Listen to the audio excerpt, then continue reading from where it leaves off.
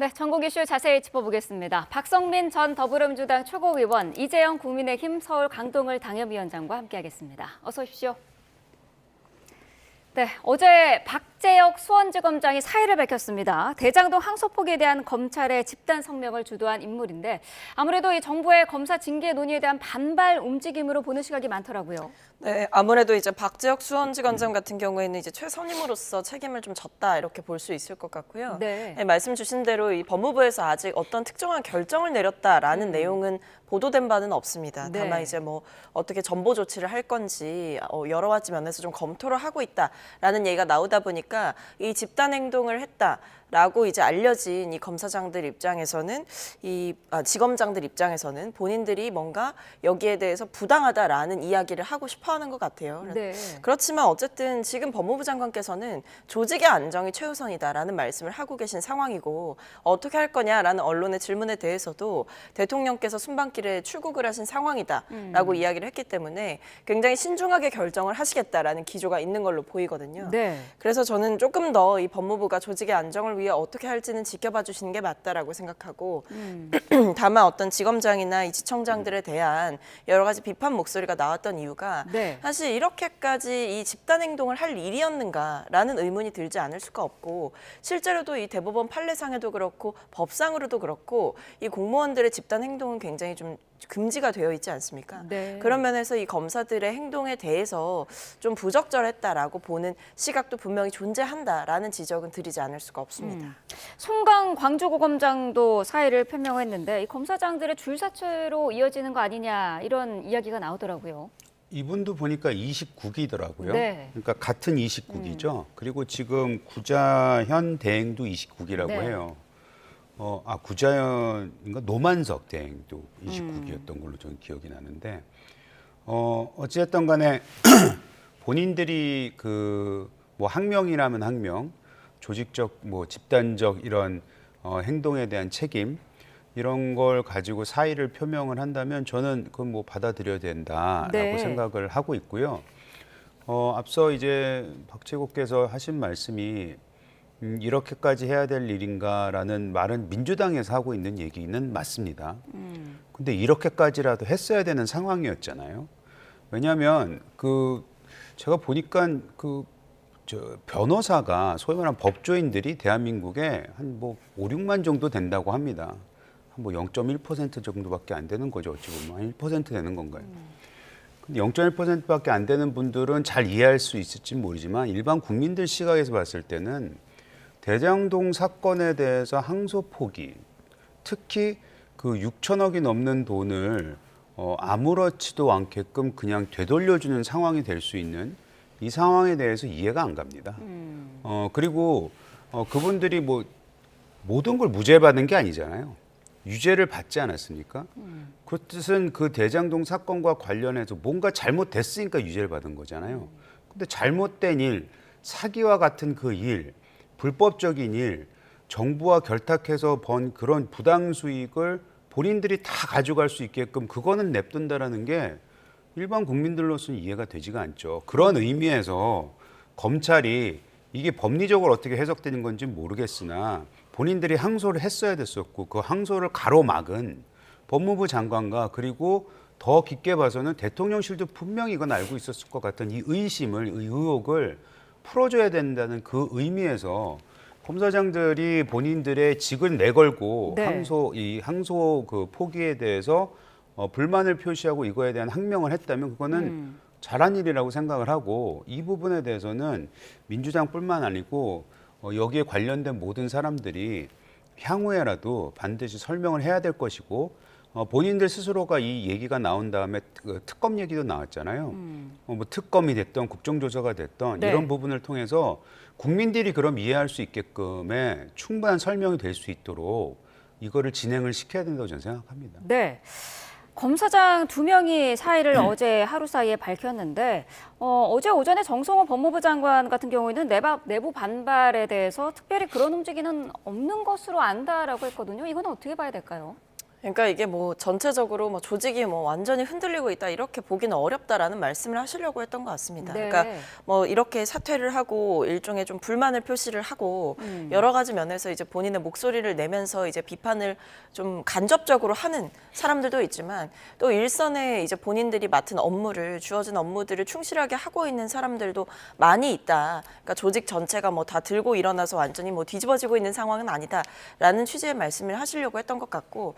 그리고 어쨌든 지금 상황에서 뭐 일종의 징계를 검토하고 있다라는 얘기가 나오는 상황에서 네. 법무부 장관 입장에서도 사실 뭐 지금 이 우리 조직 내에 뭐 모두가 이렇게 움직이고 있다라고 하는 것 자체는 또 그분들과 다시 한번 대립각을 세우는 일이기 때문에 어떤 대립각을 세우지 않는 방향으로의 말씀을 최선을 다해서 하신 것 같고요. 네. 뭐 가장 이제 고민을 많이 하고 있다라든지 아니면 대부분 지금 일선에서는 또 최선을 다해서 뭐 하고 있다, 일을 하고 있다, 뭐 특별히 그런 움직임이 없다라는 취지의 얘기들은 어쨌든 지금 상황에서 조직이 그렇게 흔들리지 않고 있다라는 얘기와 또 동시에 안정을 가장 최우선으로 생각하고 있다라는 점에 방점을 찍고 얘기를 하신 겁니다. 네. 근데 말씀하신 그 것처럼 부분도 네. 죄송하지만 그 법무부 장관을 포함해서 민주당이 뭐 정치 기술자들 같아 보이긴 해요. 뭐냐면 이게 지금 아까도 제가 말씀드렸지만 부당한 수익에 대한 어떻게 이것을 회수할 수 있을 거냐, 추징할 수 있을 거냐라는 것이 국민들의 관심사입니다. 근데 지금 민주당하고 법무부 장관 그리고 뭐 대통령실은 아직까지 입장은 그렇게 나오진 않았지만 네. 분위기는 그냥 검사들의 항명, 조직적인 이 뭐 항명 이런 걸로만 몰아가고 있어요. 즉 국민의 시선을 이 6천억이 넘는 돈을 어떻게 부당한 수익을 어떻게 회수하냐는 그 아주 핵심적인 내용에서 검사들이 반발하는 거야라고 해서 본인들이 지금 진행하고 있는 사법개혁 그리고 검찰은 지금 없어지게 돼 있잖아요.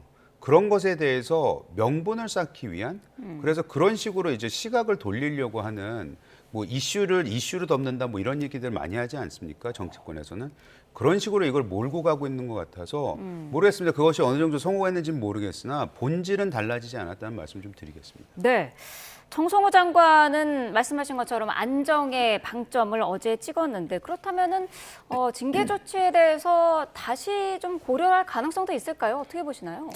아마 좀 고민을 하고 있는 단계인 것 같아요. 네. 어떤 결정을 특정하게 했다라기보다는 두 가지 딜레마가 있겠죠. 어쨌든 이렇게 집단적으로 성명을 내고 하면서 움직인 뭐 어떻게 보면 공무원법을 위반했다라고 볼 수 있는 행위를 한 사람들에 대해서 네. 그대로 이제 내버려 둘 것인가 그런 선례를 만들 것인가라는 고민이 있을 수가 있는 거고 네.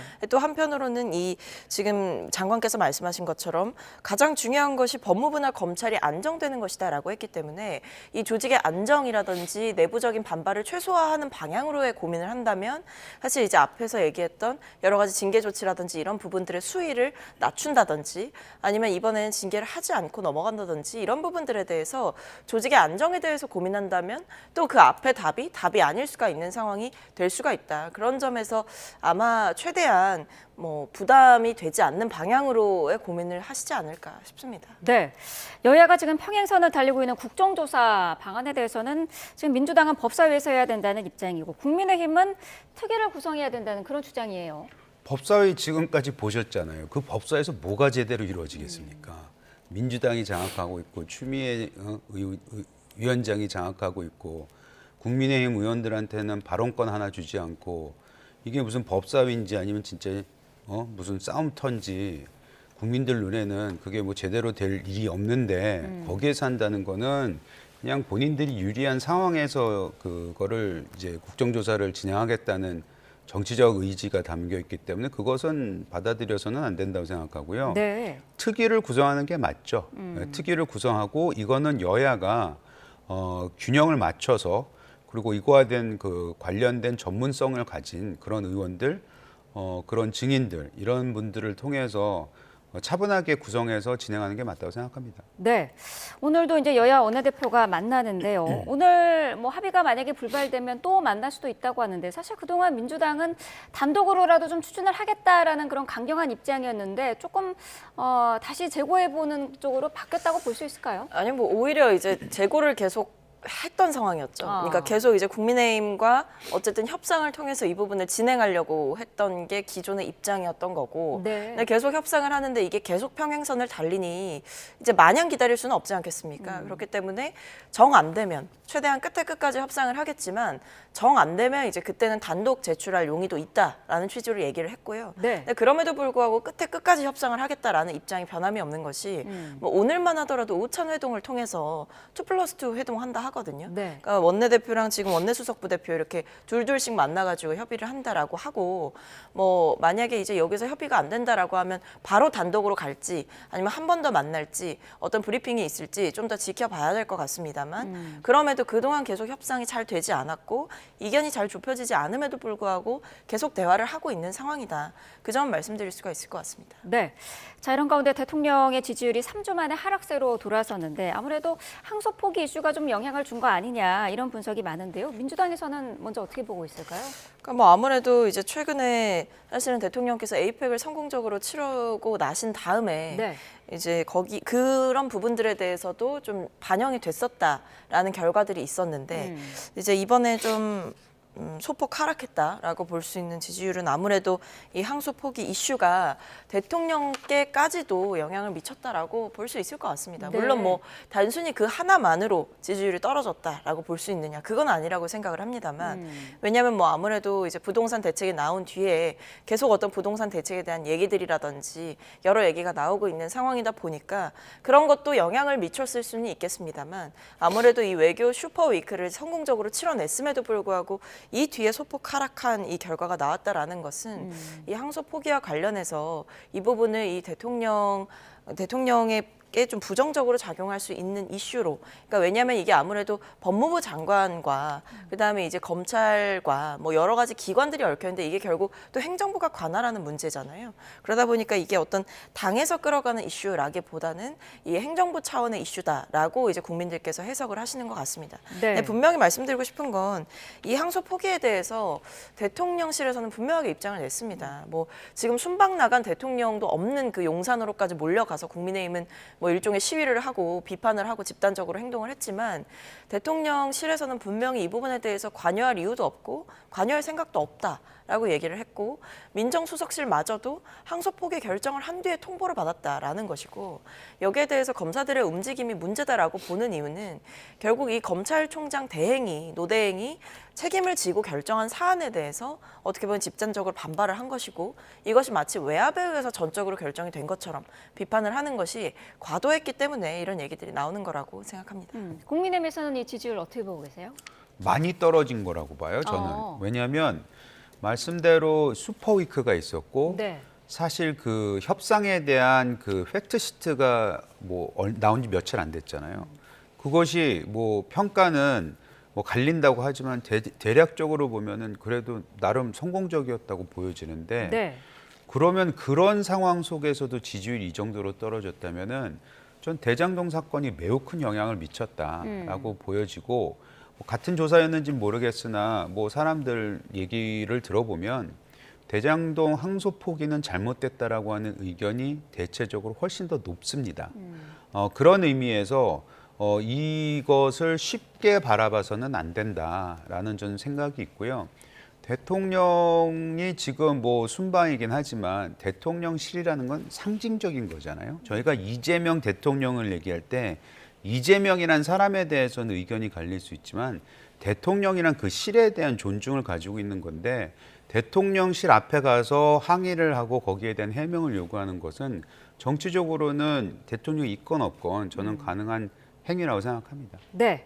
자, 대장동 항소 포기에 대해서 한동훈 전 국민의힘 대표가 공개 토론을 연일 제안하고 있습니다. 민주당의 법무장관 다 도망갔으니까 대표 선수로 나오라면서 박범계 의원을 지목을 했던데요. 어떻게 보셨나요? 그러니까 근데 이게 좀 의아한 것이 네. 이제 박범계 의원을 향해서 뭐 글을 올렸는데 알고 보니 이제 두 분이 한 방송사에서 대담 프로를 이미 찍었다라는 거 아닙니까? 네. 본인이 원하는 그 공개 토론을 이미 진행을 한 상황에서 공개 토론 하자라고 얘기를 한다라는 거는 사실 일종의 본인의 제안이 잘 졌다라는 그림을 만들고 싶은 마음에 이런 얘기를 한 게 아닐까. 어. 그러니까 만약에 이제 찍은 게 사실이고 곧 방송이 나올 거다라고 하는 걸 양쪽이 다 아는 상황이라면 이게 저희 둘이 이런 의견 차이가 있는데 몇 월 며칠에 공개되는 방송에서 이 내용이 나올 겁니다. 국민 여러분 보시고 판단해 주십시오. 이렇게 얘기를 했겠죠. 근데 이제 그게 아니라 뭐 계속 공개 토론을 하자라고 얘기를 한다라는 이런 어떤 정치적인 장치들을 계속 거는 게 네. 이제 한동훈 전 대표가 뭐 박범계 장관에게만 이런 말씀을 하시는 건 아니잖아요. 이 박범계 전 장관뿐만 아니라 사실은 다른 분들한테도 지금 계속 일종의 토론 제안을 난사하고 있는 상황이다. 이렇게 보이는데 네. 저는 이것은 일종의 조급하면서 나오는 무리수들이 계속 던져지고 있는 거다. 그러니까 이게 토론하자라는 제안은 의미가 뭐 있을 수 있죠. 근데 토론을 하자라고 했는데 막상 돌아오는 실익이 사실은 없는 상황이고 토론하자라고 나는 지금 뭐 쉽게 말해서 두려울 것 없다. 말을 해보자. 이렇게 한번 싸워보자. 이런 얘기를 계속 싸움을 거는 사람인 거잖아요. 그러니까 이게 그렇게 어떤 유의미한 얘기들, 유의미한 컨텐츠를 갖고 얘기를 하는 상황이라기보다 그냥 잘 싸우는 나를 보여주고 싶은 거기에 좀 취한 모습이 아닌가 싶습니다. 네, 박범계 의원도 여기에 발끈했고요. 한 전 대표도 재반박하면서 SNS상에서 어쨌든 설전이 오가고 있는데 이럴 거면 뭐 그냥 만나서 터놓게 얘기를 해보자 이런 시각도 있더라고요. 어떻게 보세요? 일단 제가 그 프로그램을 봤더니 네. 토론이란 건 이렇게 세 명이 있고 진행자가 있으면 이게 토론이잖아요. 그 프로그램을 봤더니 한동훈 전 대표가 와서 진행자랑 얘기하고 네. 한동훈 대표가 나가면 박범계 의원이 들어와서 진행자하고 얘기를 해서 토론이 아니었어요. 그러니까 이건 박범계 의원이 제가 봤을 때는 오히려 거짓으로 얘기하고 있는 것이 아닌가. 토론이란 단어가 어울리지 않는 방송 프로그램이었는데 네. 토론하기 싫으니까 이게 토론이야 또 퉁치고 넘어가는 것이 아닌가라는 비겁함까지도 보일 수가 있어서 그걸 화면만 보면 되는데 왜 저런 식으로 해명을 했을까 좀 저는 실소를 금할 수가 없고요. 한동훈 대표 입장에서는 사실 이게 본인의 소위 말하는 영어로만 플레이그라운드잖아요. 너무나도 대장동에 대해서 뭐 잘 알 수도 있겠지만 법리적으로 법조인으로서 굉장히 이 내용을 상세히 잘 알고 있기 때문에 이거에 대한 부당함을 진짜 민주당이 주장하는 대로 법적으로 아무런 문제가 없다. 추징할 수 없다. 그 돈은 그냥 김만방에게 주는 게 맞다라고 하는 부분에 대해서 한동훈 대표가 이거를 공개 토론하자고 하는 것은 제가 봤을 때는 뭐 적절한 그런 제안이라고 생각을 하고 네. 오히려 이거에 대해서 계속해서 민주당 관련 사람, 뭐 조국 대표는 민주당 사람은 아니긴 하지만 계속해서 쓸데없는 얘기만 하고 그거에 대한 해명을 정정당당하게 그렇게 자신 있으면 나와서 한번 붙으면 되는데 그걸 자꾸 피하려고 하는 것 같으니까 국민들 입장에서 보면은 진짜 한동훈 대표의 말이 맞는 것이 아닌가, 국민의힘이 주장하고 있는 말이 맞는 것은 아닌가라는 것에 대해서 의구심을 가질 수밖에 없지 않겠습니까? 나와서 토론하는 게 아까 앵커께서 말씀하셨듯이 그냥 한번 하고 네. 누구의 말이 맞는지를 보여주는 게 저는 맞다고 생각하고 그게 정치라고 생각합니다. 지금 대장동 이슈를 계기로 한 전 대표가 어쨌든 존재감을 굉장히 부각시키고 있는데 이거를 계기로 어쨌든 보수의 구심점이 될 수 있다 이런 이야기도 나오고 있습니다. 물론 당내에서는 좀 의견이 엇갈리고 있는 것 같긴 한데요. 위원장님께서는 어떻게 보세요? 구심점으로 되기에는 아직은 좀 이르고요. 네. 다만 장동혁 대표가 한동훈 전 대표를 좀 도와주고 있는 꼴이 아닌가라는 생각은 들어요. 뭐 개인적인 생각이긴 한데 장동혁 대표와 그 지도부가 하도 반 한동훈을 외치다 보니까 오히려 한동훈 대표 이렇게 뜨는 것 같은 느낌?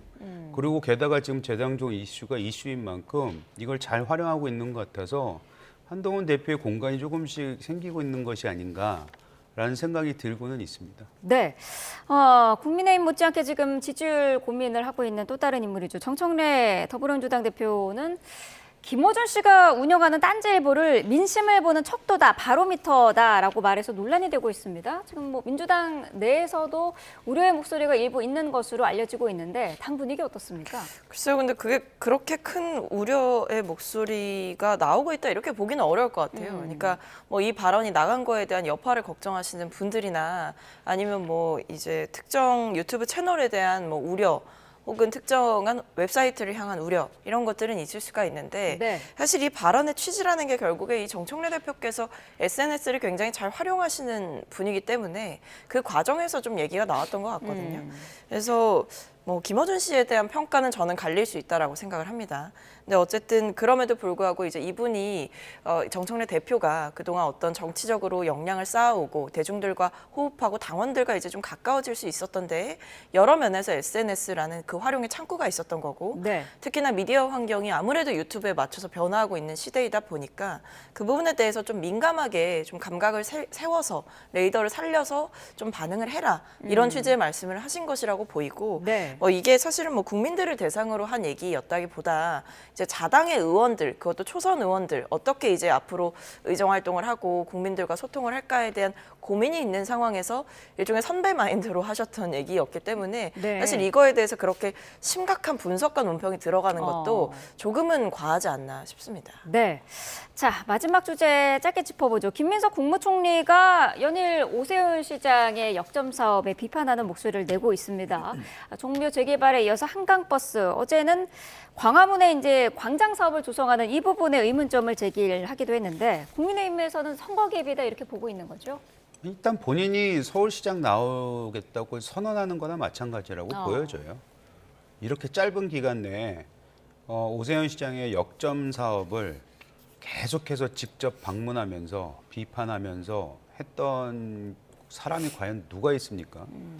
김민석 총리가 굉장히 도드라지게 하고 있고요. 네. 이것은 이제 앞으로 6개월, 뭐 6, 7개월 정도 남은 지방선거에 김민석 총리에 대한 본인은 자꾸 뭐 안 나온다고 얘기는 하지만 김민석 총리에 대한 서울시장 출마를 거의 뭐 확신시켜주는 그런 행보가 아닌가라는 생각이 듭니다. 근데 네. 김민석 총리는 그런 건 생각해야 될 거예요. 국민들이 기억력이 좋습니다. 그리고 요즘에는 화면들도 많아서 잘 돌아다니거든요. 예전에 그 청계천 반대했던 사람이잖아요. 아주 강하게 비판하고 반대했었거든요. 지금 청계천 서울 시민 1000만 시민들뿐만 아니고 외곽에서도 와셔가지고 잘 쓰고 있습니다. 좋아하시고요. 그런 것만 생각해도 무조건 반대만 한다고 해서 본인의 정치적 입지가 그렇게 좋아질 거라고만 생각하지는 않습니다. 어제도 김민석 총리는 서울시장에 출마할 뜻이 없다라는 이야기를 이제 비공식적인 자리에서 했다고 하는데 차기 민주당 대표로도 거론이 되고 있는 것 같더라고요. 뭐 그것도 생각해 볼 수 있죠. 그러니까 이제 당권을 생각할 수 있다. 뭐 이런 관측도 있는 것 같습니다. 왜냐하면 지방선거를 하기에는 현실적으로 지금 상황에서 총리직을 맡은 지 얼마 되시지 않았기 때문에 뭐 나가는 것 자체가 좀 부담일 수 있어요. 그리고 뭐 설령 나가게 된다라고 하더라도 지금 뭐 이미 뭐 총리뿐만 아니라 사실은 정무수석의 성함도 이제 거론이 됐었고 네. 뭐 비서실장 차출론도 있었고 그렇기 때문에 지금 나오는 여러 가지 지방선거에 대한 설왕설래들은 저는 지금 이 시점에서는 특히 대통령실 관료들과 관련해서는 의미가 없다라고 생각을 하고요. 그러니까 이런 얘기가 계속 나오잖아요. 출마 뜻이 없는 걸로 알고 있다. 당에서도 그렇게 알고 있습니다. 그렇기 네. 때문에 아마 뭐 앞으로 향후의 정치적인 행보라든지 총리로서 좀 보여주고 싶은 모습들이라든지 이런 부분들이 좀 더 디테일하고 그리고 이슈에 반응을 잘 하고 그리고 대중들과 이제 민감하게 소통을 한다라는 부분에 있어서 좀 득점을 하고 싶으신 부분들도 있을 거고 그리고 저는 총리께서 많은 일을 하시는데 네. 그 중에서 아무래도 대립의 상대가 있는 일이 총리가 하시는 일 중엔 사실 그렇게 많지는 않아요. 왜냐하면 총리께서 국회에 오셔서 사실 뭐 대정부 질문 때 야당 의원들과 뭐 설전을 벌이거나 이 정도의 일이 아닌 이상 어쨌든 이 일 같은 경우는 오세훈 시장이 잘못한 일들 중에서 시민의 안전을 챙기는 일도 포함이 되어 있는 것이고 그 부분을 이제 챙겼다라고 하다 보니까 아무래도 오세훈 시장 쪽에서의 반박이 있을 수밖에 없는 거죠. 그러다 보니 이게 부각이 좀 많이 되고 있는 것이다. 이 일 말고도 다른 일도 많이 하시는데 그것은 아무래도 행정부 차원에서 노티스를 하는 일들이 많기 때문에 네. 그런 한계들도 좀 있지 않을까 싶습니다. 네, 알겠습니다. 자, 오늘 두 분 말씀 여기까지 듣겠습니다. 박성민 전 더불어민주당 최고위원, 이재영 국민의힘 서울 강동을 당협위원장과 함께했습니다. 고맙습니다.